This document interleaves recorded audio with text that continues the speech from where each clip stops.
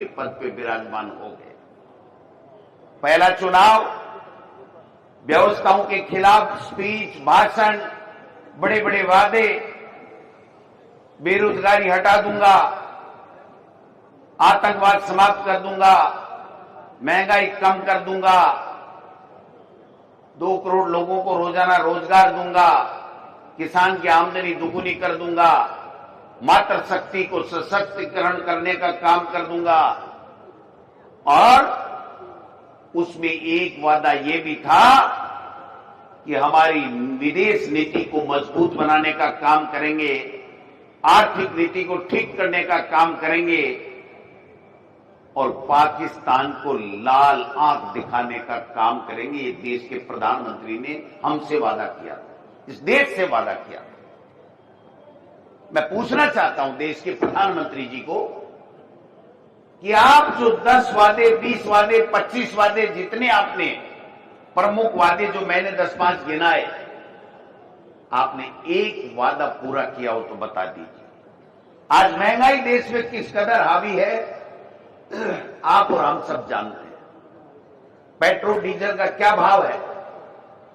इस देश का प्रधानमंत्री अगर अपने श्रीमुख से ये कहे कि 2023 में दिसंबर में अगर राजस्थान में मेरी सरकार बनती है तो ये डबल इंजन की सरकार हरियाणा के बराबर पेट्रोल का भाव कर देगी। कहा था कि नहीं कहा था? आप बताओ, हो गया क्या? 10-11 रुपए आज भी हरियाणा और हमारे पेट्रोल के भाव में। जिस देश के प्रधानमंत्री ने अपने 2 बार भाषण में, अजमेर में और जयपुर में, ईआरसीपी राष्ट्रीय परियोजना घोषित कर दूंगा और ईआरसीपी जो वसुंधरा जी ने बनाई वो ईआरसीपी लागू करूंगा और जब राष्ट्रीय परियोजना होगी तो 90% पैसा केंद्र की सरकार का मिलेगा। मैं पूछना चाहता हूं मोदी जी, आपके इस ईआरसीपी के वादे का क्या हुआ? दोनों वादे बहुत महत्वपूर्ण थे। किसान की आमदनी दुगुनी करने की बात की। जब पहली बार देश के प्रधानमंत्री मोदी जी बने तो उन्होंने सर्वसम्मति से लोकसभा और राज्यसभा में पारित कानून, भूमि अधिग्रहण का कानून को परिवर्तित कर बड़े बड़े उद्योगपति सेठों को जमीन देने के लिए परिवर्तन करने का षड्यंत्र रचा। देश का किसान उठ खड़ा हुआ। राहुल गांधी जी के नेतृत्व में, आपको पता होगा, दिल्ली में रैली हुई और वो कानून परिवर्तित नहीं हुआ। जब दोबारा देश के प्रधानमंत्री मोदी जी बने तो 3 काले कानून, जिन कानूनों की किसी किसान ने कभी भी कोई मांग नहीं की, किसी लोकसभा में किसी एक भी सांसद ने मांग नहीं की, राज्यसभा में किसी राज्यसभा के सदस्य ने मांग नहीं की, देश के किसी भी स्टेट में किसी विधानसभा ने प्रस्ताव पारित करके मांग नहीं की। बड़े बड़े उद्योगपतियों को खेती और किसान की उपज के ऊपर कब्जा कराने के लिए 3 काले कानून लेकर के आए। 15 महीने तक किसान खून के आंसू रोते रहे। मोदी जी ने तनिक भी परवाह नहीं की, कांटे बिछा दिए, दिल्ली नहीं जाने दिया।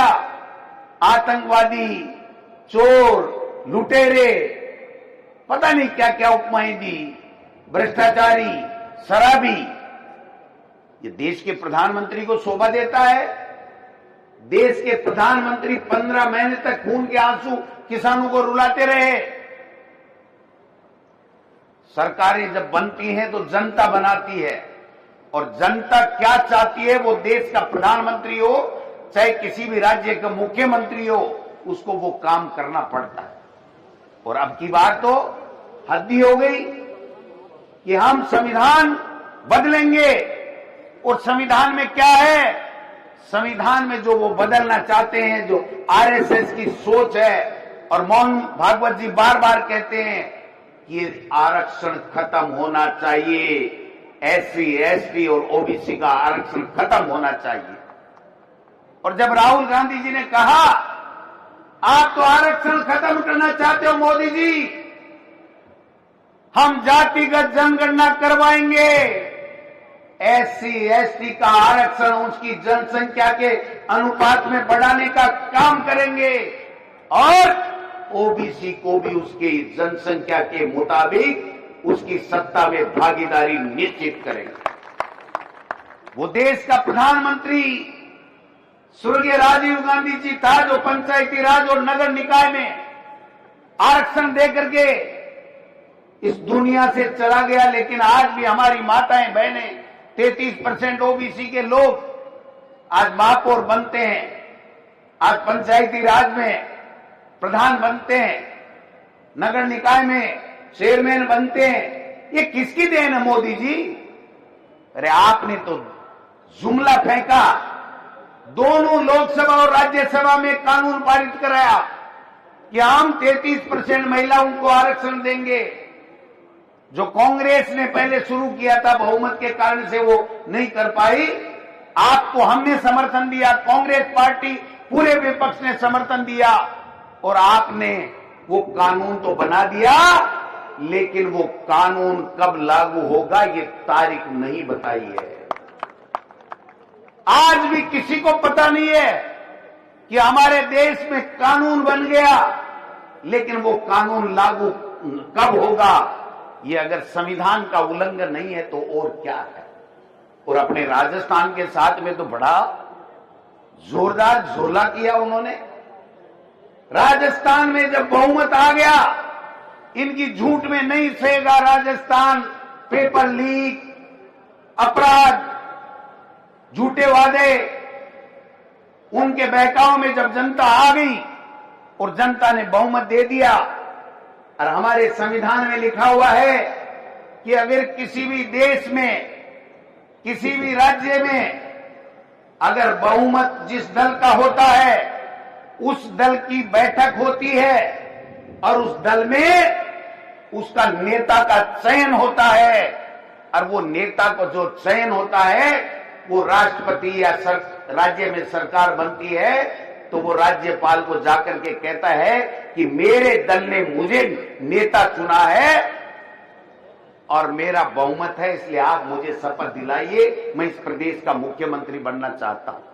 मैं पूछना चाहता हूं मीडिया के भाइयों से कि यहां पर राजस्थान के अंदर जब सरकार बन रही थी तो क्या भारतीय जनता पार्टी के विधायक दल की बैठक में सर्वसम्मति से क्या यह फैसला हुआ कि इस प्रदेश की बागडोर भजन लाल जी को सौंपी जाएगी?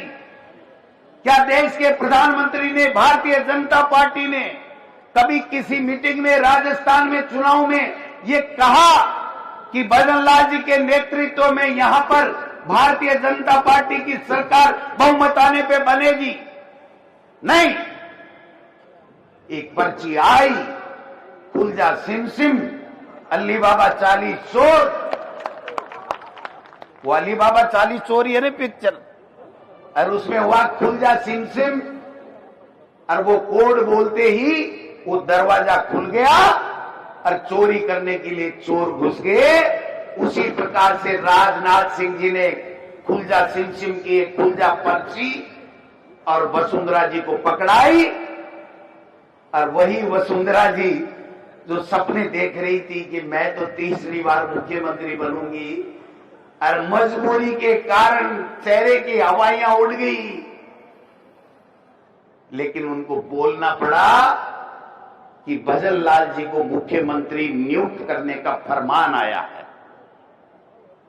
मैं आपको दावे के साथ कहता हूं, मीडिया के बंधु इस बात के साक्षी हैं, जब भजन लाल जी का नाम बोला गया तो एक भी एमएलए ने ताली नहीं बजाई, भारतीय जनता पार्टी के एमएलए ने। अब हम तो कहां से बजाते, अंदर थे ही नहीं। भाई कांग्रेस वाले क्यों बजाते? हम तो सदमे में थे, भाई राज चला गया, इतना अच्छा काम किया लेकिन फिर भी राज चला गया। उसके बाद में राजनाथ सिंह को कहना पड़ा कि भाई ये सपना नहीं है, ये केंद्र का पप्पट यही बैठेगा राजस्थान में।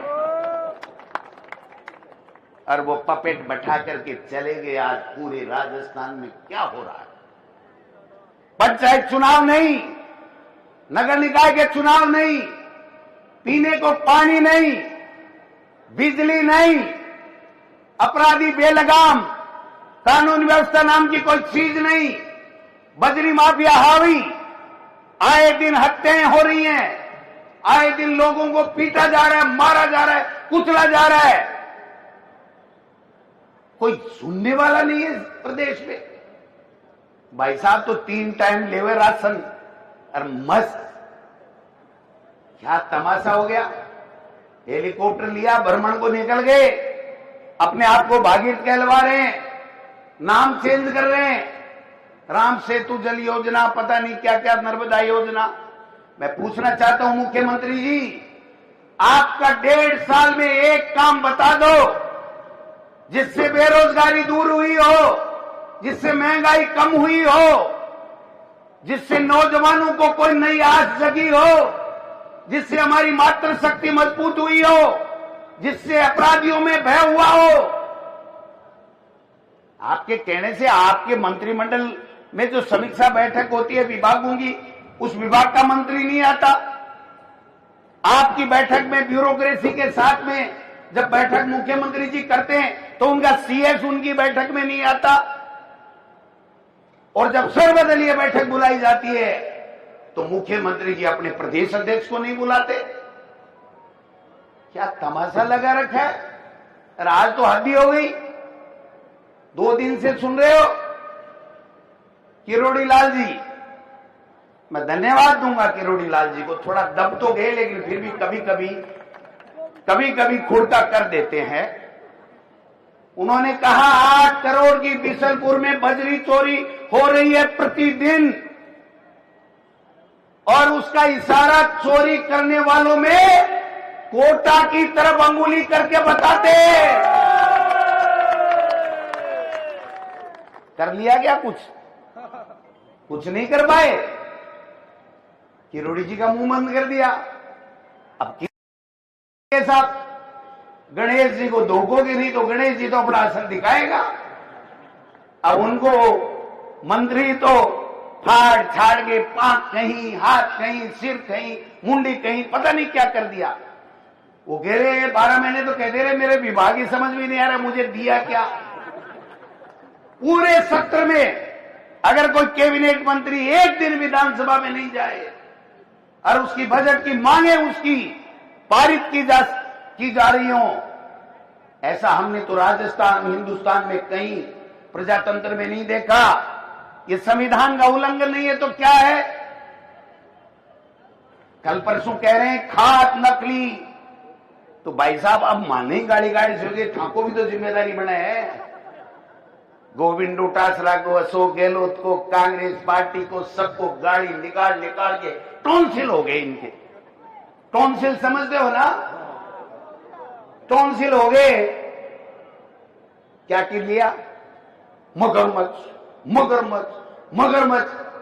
मैंने विधानसभा में जूली साहब के सामने कहा था, मैंने कहा मुख्यमंत्री जी आप मगरमच्छ करते रहो, आप ये जो लिख के दे रहे हैं ये भाषण तो पढ़ना बंद करो, और अगर आप में हिम्मत है तो चोरों को पकड़ो, सलाखों में दो।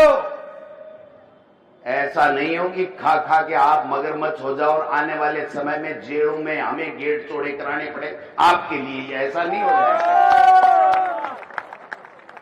तब जाके मगरमच्छ का पन्ना बंद किया है। क्या तमाशा बना रखा है? परिसीमन की बात आई, पंचायत चुनाव की बात आई, 2 हारे हुए लोगों को बना दिया प्रभारी, राजेंद्र सिंह जी राठौड़ साहब और अरुण चतुर्वेदी। इस पंचायत को तोड़ दो, इसको तोड़ दो, नगर पालिका को तोड़ दो, शहर बड़ा कर दो, शहर छोटा कर दो। राजस्थान की विधानसभा में जिसके हस्ताक्षर होते नहीं है और ब्यूरोक्रेसी को और सीएमओ में लिख के भेज रहे, इस पंचायत का कुंडा कर दो, इस पंचायत को लंबा कर दो, इसको ओछा कर दो। शर्म आनी चाहिए। यही तो संविधान का उल्लंघन है। 73वें और 74वें संविधान संशोधन में साफ लिखा हुआ है कि 5 साल के अंदर आपको परिसीमन कर लो, चाहे कुछ भी कर लो, 5 साल के अंदर अंदर दोबारा 5 साल होते ही दोबारा आपको नगर निकाय और पंचायती राज की संस्थाएं के चुनाव कराने अनिवार्य होंगे। केवल कोरोना में नहीं हुआ तो सुप्रीम कोर्ट ने अनुमति दी। ये तो कोर्ट की भी नहीं मान रहे। सुप्रीम कोर्ट का फैसला है कि आप परिसीमन के नाम से चुनाव नहीं टाल सकते। अभी राखी जी कह रही थी हमारे कांग्रेस के वार्डों को बड़ा कर रहे हैं, अपने में छेड़छाड़ नहीं कर रहे हैं, ये नहीं कर रहे हैं, वो नहीं कर रहे हैं। मैं कहना चाहता हूं यही तो हमारे संविधान बचाओ रैली का मेन मकसद है कि इनके काले कारनामों को उजागर करो, जनता में जाओ और जनता को कहो कि इनको पटकनी देने का समय आ गया है, बहुत दिन हो गए। कल परसों एक ओबीसी आयोग राजनीतिक वो क्या देने के लिए पंचायती राज और नगर निकाय में जब तक ये ओबीसी का सर्वे नहीं करा लेते तब तक ये आरक्षण नहीं दे सकते। ये 1.5 साल से मुख्यमंत्री जी वो फाइल लिए बैठे हैं। कल परसों जाकर के 2-3 बीजेपी के लोगों का और एक कोई न्यायाधीश जिला डिस्ट्रिक्ट जज से सेवानिवृत्त है उसको बनाया है। अब कर देंगे 2 महीने के अंदर, 1 महीने के अंदर पूरी ओबीसी की गणना कर देंगे। और अगर आप ओबीसी की गणना 2 महीने में कर दोगे तो फिर देश के प्रधानमंत्री मोदी जी 2 साल से राहुल गांधी और कांग्रेस की मांग को क्यों नहीं मान रहे थे और आप जनगणना क्यों नहीं करवा रहे हो? जातिगत जनगणना आपको क्यों करवानी पड़ी? वो राहुल गांधी है, शेर है, बब्बर शेर। और खड़गे साहब जिन्होंने कहा इस लोकसभा और राज्यसभा में हम कह रहे मोदी को ये जनगणना, जातिगत जनगणना करानी पड़ेगी, और आज उसको मुंह से कहना पड़ा कि जातिगत जनगणना कराएंगे, लेकिन कब कराएंगे तारीख नहीं बताएंगे। अभी जूली साहब सही कह रहे थे, देश का प्रधानमंत्री इतना कमजोर हो सकता है हमने सपने में भी नहीं सोचा था। अमेरिका का राष्ट्रपति 10 बार कह चुका है मैंने सीज फायर कराया, कश्मीर समझौता मैं कराऊंगा, मैं मध्यस्थता करूंगा, मैंने व्यापार की धमकी देकर के कराया। देश का प्रधानमंत्री राष्ट्र के नाम संबोधन में एक शब्द नहीं बोलता। देश का प्रधानमंत्री चुनावी रैलियों में फालतू की बातें करता घूमता रहता है। हमने ऐसा कर दिया, आपने नहीं किया। ये सेना का पराक्रम और शौर्य है जिसके कारण से आपकी नाक बच गई, वरना ये ट्रंप आपकी नाक काट लेता। क्या तमाशा लगा रखा आपने? आपसे एक शब्द नहीं बोला जाता कि ट्रंप होते कौन हो तुम हमारी पंचायती करने वाले, दोबारा हिम्मत मत करना। अरे ये वही नरेंद्र मोदी है, देश का प्रधानमंत्री, जिसने इंडिया न्यूज या कौन से टीवी चैनल पे आपकी अदालत में बैठ करके कहा था ये लव लेटर लिखना बंद करो, ओबामा ओबामा कहना बंद करो और पाकिस्तान पे चढ़ाई कर दो और उनको उनकी औकात बता दो। अब कहां गए आप औकात बताने वाले? आपकी औकात तो ट्रंप बता रहा है। शर्म आ रही है हमको। और फिर कहते हैं कि संविधान को क्या खतरा है? संविधान को यही खतरा है कि आपने किसी राज्यों में किसी नेता को काम करने के लिए जिम्मेदारी नहीं दी, जो बिल्कुल अंगूठा लगाए कि दिन को दिन कह दे, रात को रात कह दे, चाहे वो दिन हो, लेकिन अगर दिल्ली से पर्ची आ जाए कि ये रात है तो भजनलाल जी बोलने का रात है, मोदी जी की पर्ची आएगी। आज तो नड्डा जी ने तो कमाल ही कर दिया, हमारी सारी शंकाएं दूर कर दी। हमको ये लग रहा था कि हम कहते तो हैं लेकिन ऐसे ही है, मुख्यमंत्री तो मुख्यमंत्री होता है, लेकिन उन्होंने आज बहुत साफ और स्पष्ट कह दिया ये भजनलाल जी को मत मानो, मुख्यमंत्री मानने की जरूरत नहीं है, इसको तो यूं ही बैठा दिया। हमारी विचारधारा यहां पर राजस्थान में सरकार चला रही है।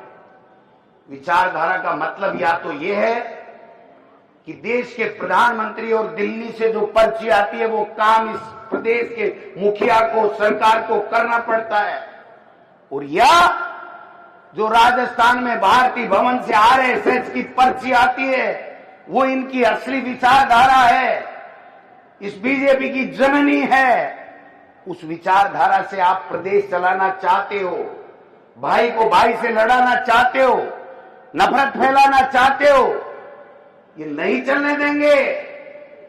ये जूली साहब बैठे हैं ना, इन्होंने राजस्थान की विधानसभा में मंत्रियों की ऐसी रबड़ी बढ़ा दी, एक सवाल का जवाब नहीं दे सके। वो मेमना करता है नहीं, मैं करने लगे। मुख्यमंत्री आया, एक दिन भाषण दिया, मैं तो आश्चर्यचकित रह गया। मुख्यमंत्री मेरे से इतना प्रेम करता, मुझे खुद को ही पता नहीं था।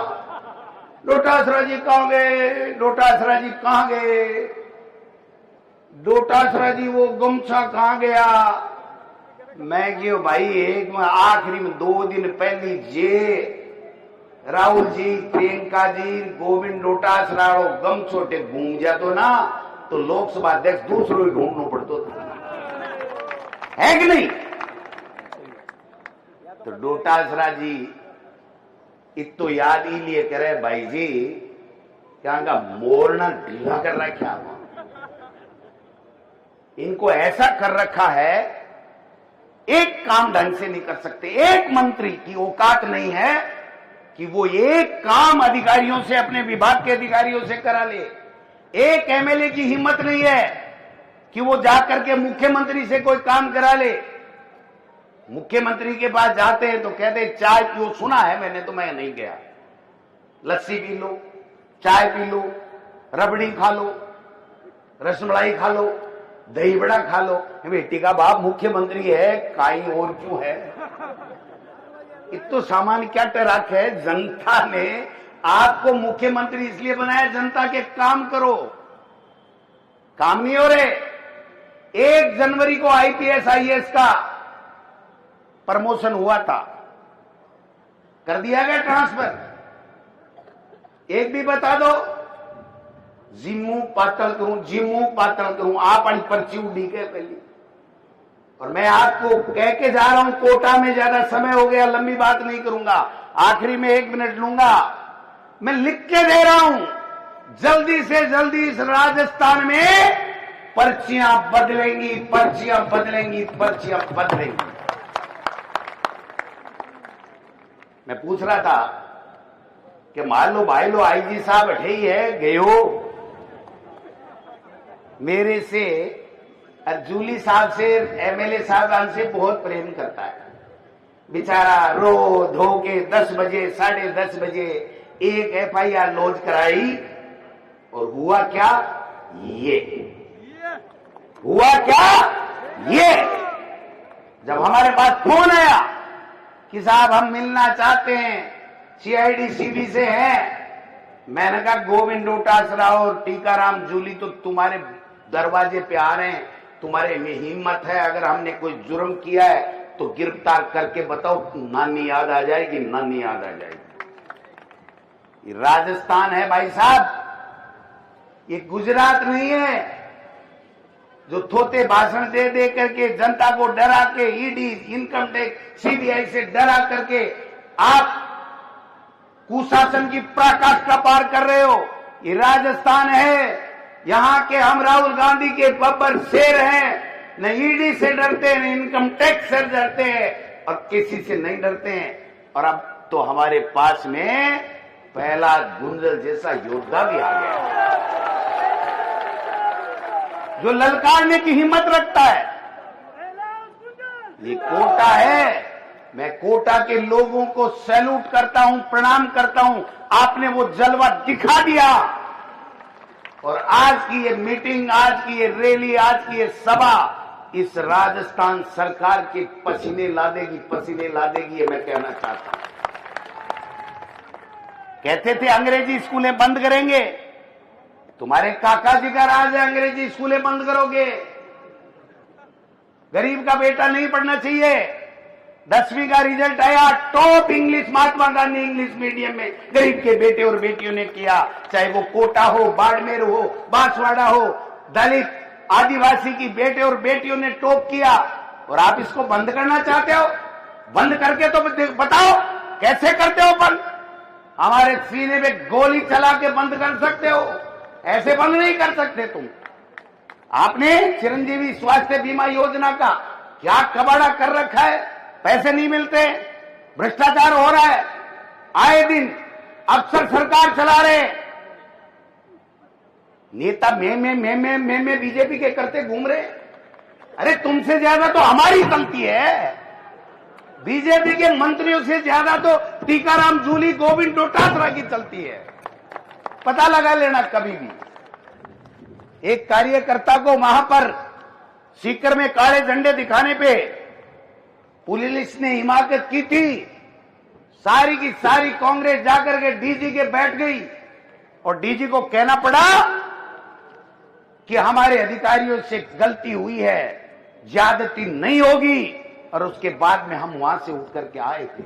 इसलिए मैं कोटा में भी आपको कहना चाहता हूं, किसी से डरने की आवश्यकता नहीं है। ये जीवन बार बार नहीं मिलता है, मरने से डरने की जरूरत नहीं है। जेल में पंडित जवाहरलाल नेहरू जो करोड़पति अरबपति थे, विदेश से कपड़े धुल करके आते थे, वो 9 साल तक जेल में रहा इस देश की आजादी के लिए। हम तो चीज ही क्या है साहब, जेल में रहे संविधान को बचाने के लिए।